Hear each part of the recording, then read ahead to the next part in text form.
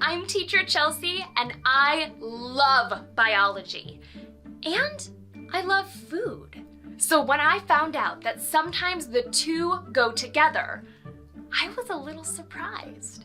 Have you guys heard about food microbiology? No? Well, it's the scientific study of microorganisms that are found inside of food, and get this, it's also the study of the microorganisms that can sometimes be used to make food. Yeah, you heard that right. Sometimes microorganisms are the key ingredient to help produce certain foods, and these are the kind of foods that most of us eat daily. Isn't that strange? So, microorganisms, what is that? Well, an organism is any living structure. So that could be a plant or an animal or a fungus like a mushroom or bacteria. Anything that is capable of growing and reproducing, and a microorganism is a tiny organism that you can't see with the naked eye. You can only see it by looking in a microscope because it's that small. Micro means extremely small, smaller than an ant. Oh, so back to food microbiology. One of my favorite foods is yogurt. I eat it almost every day for breakfast with granola and honey. Yum. Oh, whoops, sorry. I don't want to be getting sidetracked thinking about yogurt and how delicious it is. Anyway, guess what I found out? I found out that there's a type of microorganism that's in my yogurt. Can you guess what kind of organism it is? Is it a plant, an animal, a fungus, or bacteria? If you guess bacteria, you're correct. Wait a minute, bacteria in my yogurt? I love yogurt, so does that mean I'm eating bacteria when I eat yogurt? Ugh, ew. Well, it's not as gross as you might think. Okay, it does sound kinda gross, but actually not. There's a science behind it, and it's really interesting. In this video, we're going to learn about the bacteria living in my yogurt so you can see why it's not as icky as you might think. Are you ready to have your mind blown? You are? Good. So with everything, we have to start at the very beginning and talk about bacteria and what exactly it is. Well, bacteria are tiny little organisms that are everywhere around us. Oh, they're in the air, on our skin, in our bodies, on the ground. Like I said, they're everywhere, but remember, we can't see them without one of those fancy microscopes because they're, you guessed it, micro. Bacteria were also among the first forms of life to appear on Earth. Wow, how cool is that? Bacteria are single-celled microorganisms that are also known as unicellular. Uni means one, so unicellular means one cell. Bacteria can be a number of different shapes and colors, ranging from spheres to rods to spirals. They are all unique, just like us. So, are bacteria dangerous? Well, yes and no. Most bacteria aren't dangerous, but some can be, and those are the ones that can make us sick. The dangerous bacteria are known as pathogens, and pathogens can cause diseases in animals or plants or even us. Pathogens are responsible for infecting their host and can cause bacterial diseases like strep throat, staph infections, tuberculosis, and food poisoning.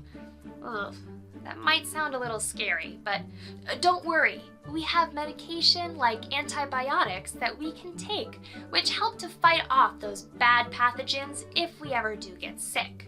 And we also have antiseptics like hydrogen peroxide that we can put on our skin to help us keep our wounds clean of bad bacteria. Bacteria are all around us, good and bad, and that's why it's important to always wash your hands for no less than 20 seconds every time. Bad bacteria, be gone. So, what about the good bacteria? Well, we've discovered that some bacteria can be dangerous, but not all of them are bad. In fact, most bacteria are actually very helpful to us. Most bacteria can be extremely beneficial to our bodies by keeping us healthy. Who would have thought? Have you ever heard of probiotics? Well, probiotics are good bacteria. The main job of probiotics is to maintain a healthy balance in your body. Think of it this way.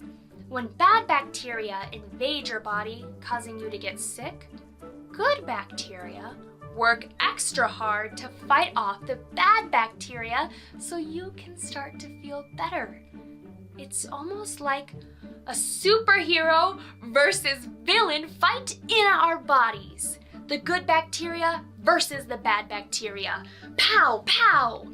And then the bad bacteria would be gone. Huh, cool. Probiotics can help our bodies by improving or restoring gut flora.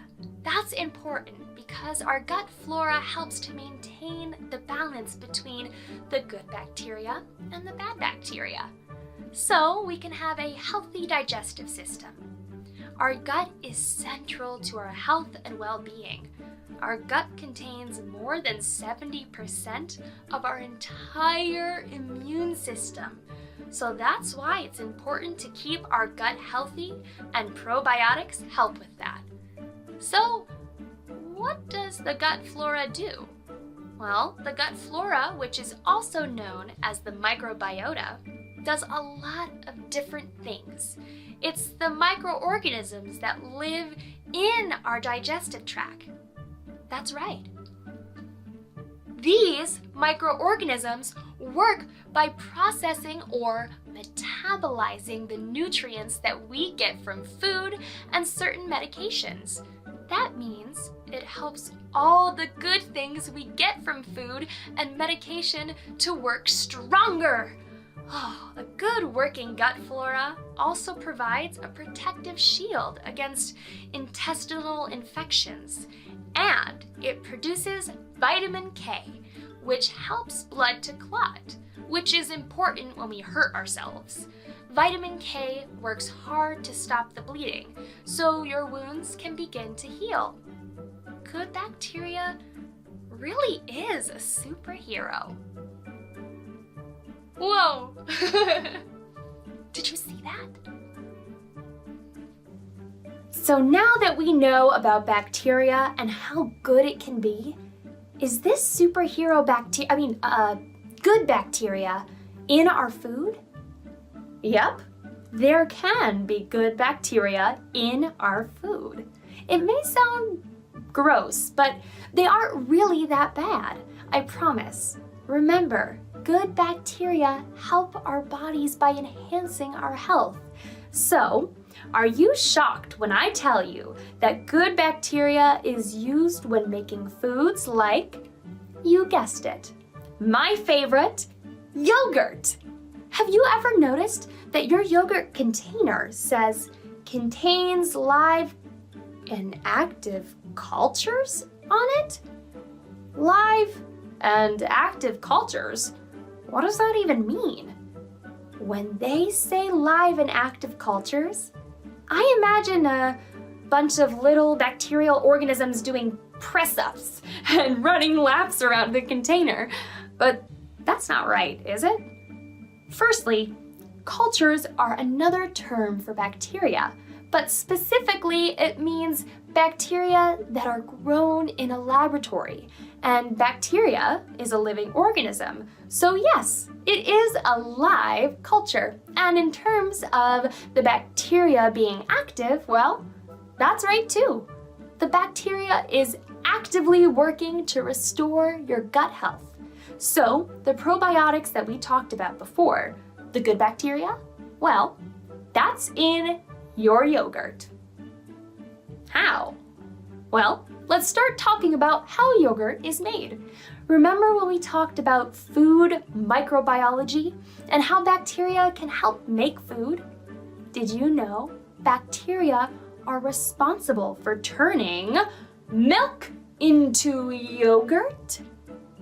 Yeah, that's right. To enjoy the thick and creamy, delicious yogurt that you know and love, you need to start with milk. So, we all know milk, right? Milk, which is also delicious, is full of nutrients like calcium, which help build strong bones and teeth. Milk is a mixture of proteins and fats and lactose sugar, all hanging around in about 87% water. Depending on what you do with it, milk can be made into a bunch of delicious things like butter, cheese, ice cream, and yogurt. Yum! So, how do you turn milk into yogurt? Well, first you have to sterilize all equipment you use to get rid of any unwanted bacteria. You then have to heat up the milk to about 195 degrees Fahrenheit, and this process is called pasteurization. And this is to get rid of any other bad microorganisms that are hanging around in the milk that can make you sick. It also helps to evaporate some of the water off the milk, which is very important. You want less water in the milk so that it thickens the consistency of the liquid up, because yogurt is thicker than milk, right? The heat makes the water molecules move faster and faster until they move so fast they escape as a gas. Poof! That's evaporation. And less water in the mixture means a thicker consistency. Milk is made up of two proteins, whey and casein. The high temperature helps to break down the whey proteins in the milk, which changes their shape so that the milk doesn't curdle. Because if it curdled, that would start to make cheese. And as yummy as cheese is, we're making yogurt right now. So, after the heating process is done, the milk begins to cool and a bacterial culture is added. The milk needs to cool down first because if you add the bacterial culture to the heated milk, it will kill it. The bacterial cultures added are called Lactobacillus bulgaricus and Streptococcus thermophilus. Whoa, try saying that 3 times fast. Lactobacillus bulgaricus and Streptococcus thermophilus. Lactobacillus bulgaricus and Streptococcus thermophilus. Lactobacillus bulgaricus and Streptococcus thermophilus. Whoa, sheesh, that's hard. And don't worry if you can't pronounce them. I had to practice a lot.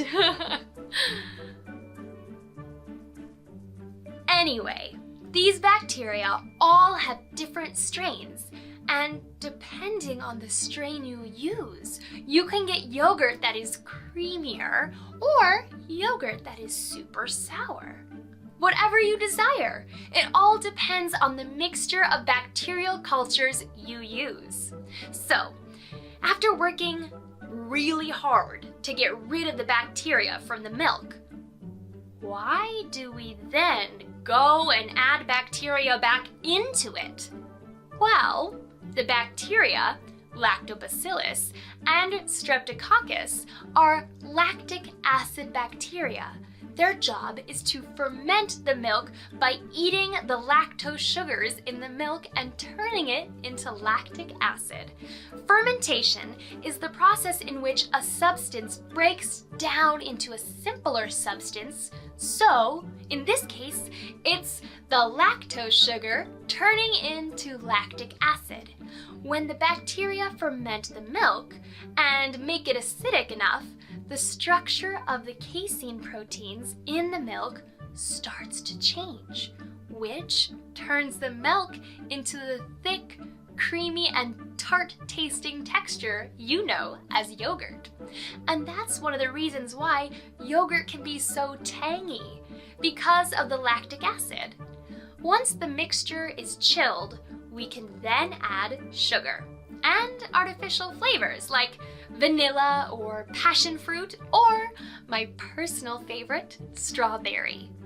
Anything to change the taste to your personal preference, and Viola, you have yourself some scrumptious yogurt. Oh, so, is that really bacteria living in my yogurt? The answer is yes. Bacteria is needed to make yogurt, and it turns out that bacteria is really good for you. So next time you devour that yummy cup of yogurt for breakfast, think of all the good bacteria that worked hard to make it go from milk to yogurt to inside your gut and keep you nice and healthy. Until next time, I'll see you later. Bye-bye!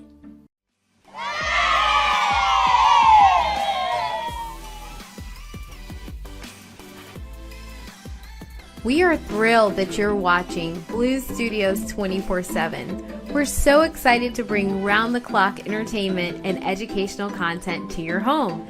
Don't forget to hit the subscribe button to stay up to date with our latest videos. At Blues Studios, we aspire to revolutionize the way families spend time together. We empower families by providing them with tools to work together, earn and learn, and achieve new heights of success. Visit www.bluestudios.io to discover more about our mission and how we empower families to succeed. Thank you so much for being part of our community. Keep watching and learning with us. And don't forget to hit that subscribe button.